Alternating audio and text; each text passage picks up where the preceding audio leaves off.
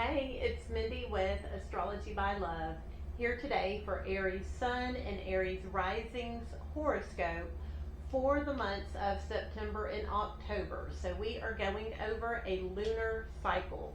So this lunar cycle starts at the new moon eclipse in Virgo on September 21st and goes until the new moon in Libra on October 21st.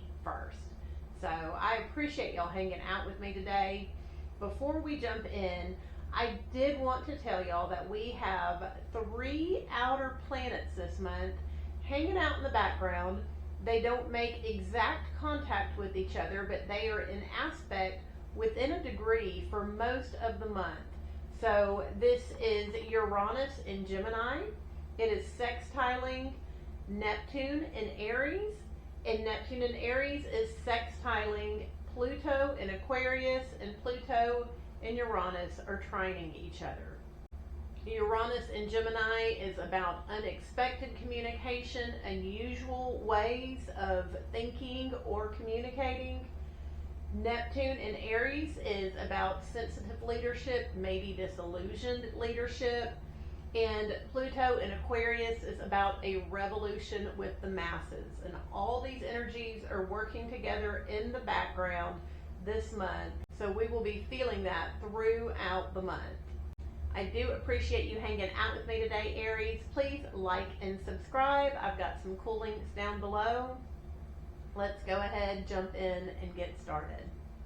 This new moon eclipse in the sign of Virgo is in your 6th house of daily routines, health rhythms. This is the more mundane area of life. This is how you just go about the planet on a regular daily basis. There's some sort of new start here. This is something you tried to get started about a month ago and it was frustrated. It was cut off. So I don't know if this is a new diet, a new exercise routine, a new way to organize your life. But whatever it is held back a little bit by Saturn, which has recently moved back into your 12th house. So when Saturn's in your 12th house, you have a tendency to see the glass as half empty. You need a lot more sleep. This could be a mild depression. This is essentially some sort of restriction in your subconscious mind. And however this is playing out, it was kind of against and holding back this new start in your daily and health routines. But this new start is happening regardless. It's getting pushed through. It is happening. It's a bit of a forceful start. But that start, that new moon eclipse, takes place on September 21st. So we're feeling the energy of it build up about a week beforehand and a week afterwards. But it comes exact on September 21st. Then on September 22nd, the sun enters Libra. So this is your 7th house. This is long-term relationships, contractual partnerships, marriage. So this is just part of your yearly routine. The sun is shining its light in this area of your life. Your partner becomes a little bit more important this time of year on a regular basis. Shortly after the sun moves into Libra, it opposes Neptune. So Neptune's in your 1st house, Aries. It's making you feel a little bit more sensitive. So you almost don't feel like the veil between this world and the next is thick enough. You may have felt other people's energies. You may be experiencing entities from the other side that you're really not used to. But this is a new energy. It came in a few months ago. Neptune's in your 1st house. And so when the sun goes into Libra in that 7th house, it triggers this sensitivity. Something about your partner being in the spotlight, being important, makes you feel maybe a little tender, a little insecure. This is a fast-moving energy. It happens on September 22nd. Also on September 22nd, Mars moves into Scorpio. So Scorpio is your 8th house. This is the secrets you keep with other people. With Mars there, this could show someone being aggressive towards you and having to keep it a secret. Hopefully this is playing out in the bedroom and you are using that energy for fun there.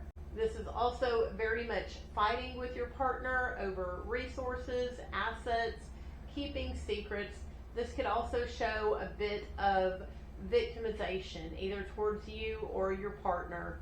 Mars is going to be in Scorpio for approximately 2 months, Aries, so just be aware of this energy that's going on then.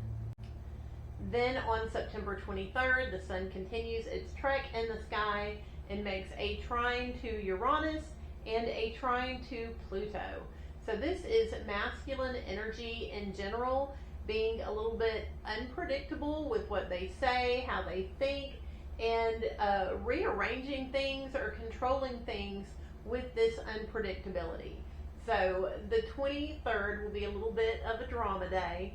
It will definitely be interesting, so put that on the calendar.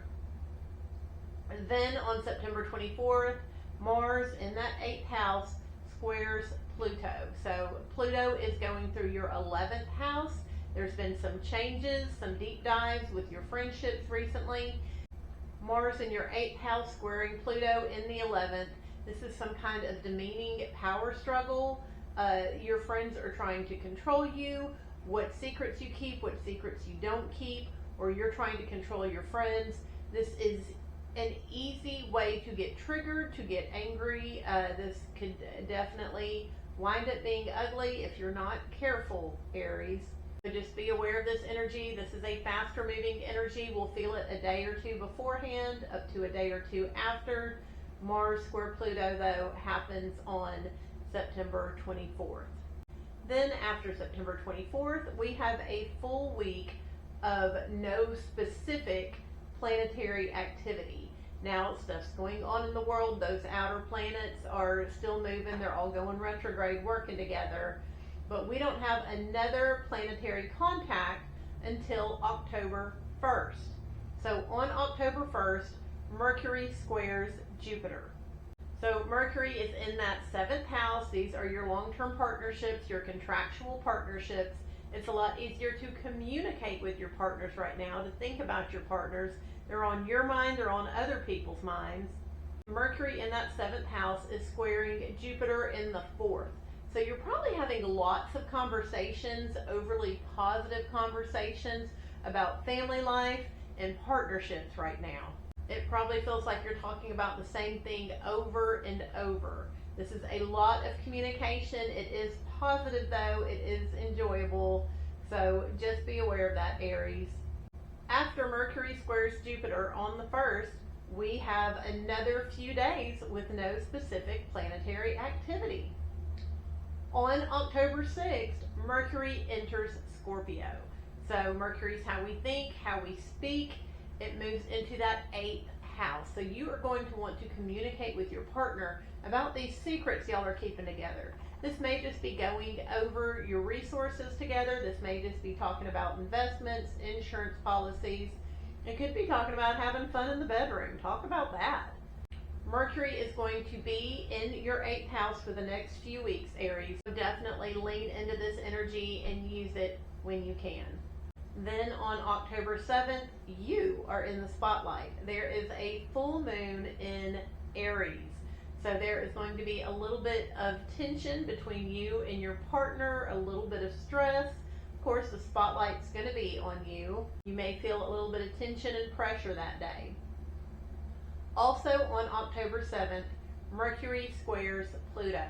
So Mercury in that 8th house of secrets that you keep with others is having an uncomfortable relationship with Pluto in the 11th house. So this is communication where you are trying to control your friends, they are trying to control you, y'all are being very manipulative, probably a little bit demeaning. Once again, this is a fast energy, but it's happening at the same time as this full moon in Aries, putting you in the spotlight. Thankfully, on October 8th, Venus sextiles Jupiter.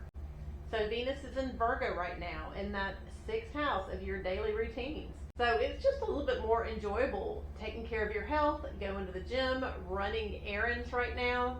And this connection with Jupiter in your 4th house, you are having fun with your family. Maybe you're taking your family with you to run errands. You are in particular enjoying the women in your life. So on October 8th, this is a beautiful energy, Venus sextiling Jupiter. definitely have a family meal that night. Invite the family over, cook, enjoy each other. You'll be glad you did. That energy is there on October 8th. Then Venus continues her trek in the sky, and on October 11th, Venus opposes Saturn. So Saturn is in that 12th house, the subconscious. You're feeling restricted, you're feeling a little bit down. And the fun you're having doing your errands is kind of triggering a mild depression. Fortunately, this is a fast-moving energy, but that energy will be there on October 11th. Then on October 13th, Venus moves into Libra. So Libra rules your 7th house. This is your long-term partnerships, contractual partnerships. Your spouse, your business partners are looking good. They are having fun. They're probably making money, and you are benefiting from their benefits. So this should be fun, Aries. Venus is going to be in Libra for the next few weeks, so take advantage of this. Also on the 13th, Venus opposes Neptune. So Neptune's in that first house. It's making you a lot more sensitive, making you perhaps a little insecure. You're not seeing things clearly. Something about your partner having fun and looking good is triggering that sensitivity and that insecurity. So be aware of this, Aries. This is a fast-moving energy. Then on October 14th, Venus continues her trek in the sky, and she makes a trine with Uranus and with Pluto. So this is feminine energy. This is love, money, feeling a little chaotic, feeling a little controlled, yet revolutionary. This is, again, a day with a little bit of drama. Should be interesting. This energy is taking place in your 3rd, 7th, and 11th houses. These are your relationship houses, Aries. So just be aware of that. Then on the 16th, the Sun squares Jupiter. So when the Sun squares Jupiter, this is a little bit of an ego. This is a little bit of feeling like we have an inflated worth. So it does feel good. We are confident, overconfident. It may not look good, but it does feel good. And so this energy is playing out in your 7th house. This is the house of other people, and it's squaring Jupiter in that house of family. So this may result in your partner having a little bit of an ego, being a little bit braggadocious that day, and, you know, look at me, I'm the best. When it plays out like that, Aries, just give them a little bit of grace. Know that the planets are doing some stuff. Then on October 19th, Mercury and Mars come together in the sky. We call this a conjunction. So when Mercury and Mars come together, this is fast thinking, fast speaking. This is aggressive talking, aggressive thinking. This is happening in your 8th house. These are the secrets you're keeping with your partners.